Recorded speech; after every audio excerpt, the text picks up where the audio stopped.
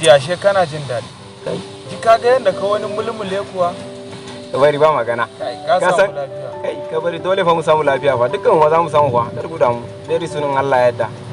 Yanzu yana targeting na wani business ne. Idan ya gama shiga ma yana ga 13 million wannan zai shiga idan ya shiga ma yana ga 3 million wannan duk za mu je mu kwanta kai. Ka ce mu ma mu sa tsammani kenan. Karka damu.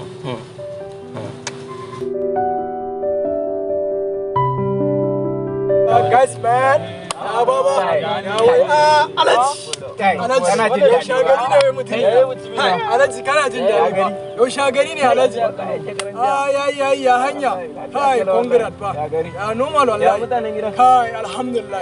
Kai, ana fama. Kai, mutumina ka sha hanya fa. Kai, Allah kai. Ina gaya ma ka bari akwai labari. Sannu Alhaji. Kai, Alhaji ka sha wahala fa. Allah ba dan dasta ne.